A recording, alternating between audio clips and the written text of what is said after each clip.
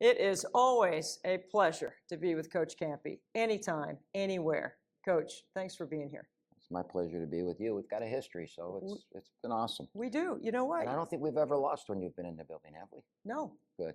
That's why I like you so much. That's true. You know what? I've been doing this for 38 years, and you're the only coach that has allowed me to do one particular thing in game. Do you remember what it is?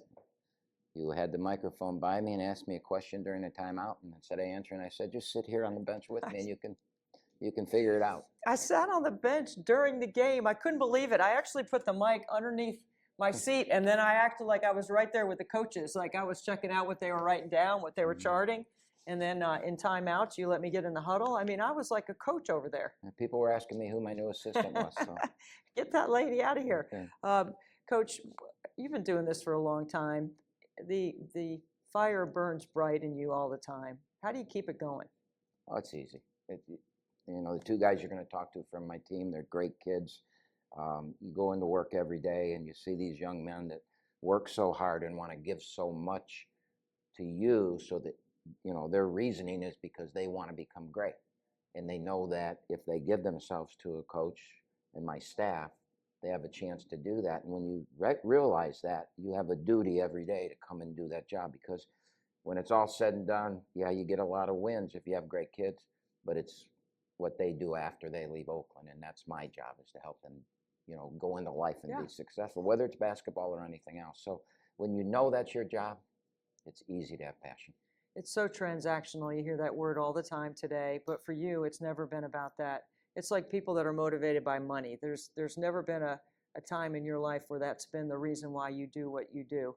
How do you keep it going when you know that everyone else around the world of college basketball is talking about how the kids get this, kids get that, and you know that the kids are much more than that? And you can succumb to that. A lot of guys in my generation of coaches have just had enough of that, and they, I was with a famous coach last week, and he said to me, it's not about the money, it's about how much money, and so it is, but the bottom line is I want to do this. There's nothing else I want to do, and I love doing it, and so you just adapt to it, and you understand what your job is, and that's to, you said it's transactional. I heard Nick Saban do this, and I think he's 100% right. It's transformational.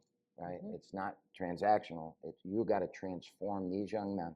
Now you got to realize I only got 1 year. Where before I'd have 4 years, and I could be a real asshole to them early in their careers, and teach them how to grow up. I can't do that anymore. I've got 1 year to get across the values and the beliefs that we believe they need to go into life. And so you just learn how to condense it. And Baru, you're going to talk to later, stayed 3 years, and I'm the luckiest guy. I'm the luckiest coach in America that he stayed 3 years, because most kids aren't. And the fact that he trusted and believed in Oakland, I really have a duty to him. Mm-hmm. He needs to have the best year because he did something that most kids won't do. That is refreshing to hear, right? I mean, that's what gets you going every day. People watch you on the sideline and they think they know you, but they really don't know anything about you, right? What do you want people to know about who you are in a day-to-day world where you wake up just like everyone else and get going in the morning?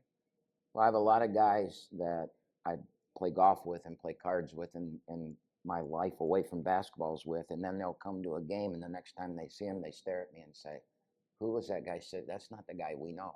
I said, yeah, I have two different lives, right? Yeah. I don't know.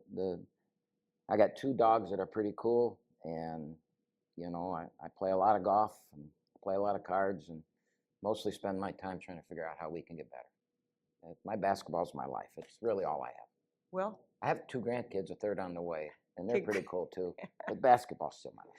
Coach, it's great to be with you. Thank you so much. Thank you.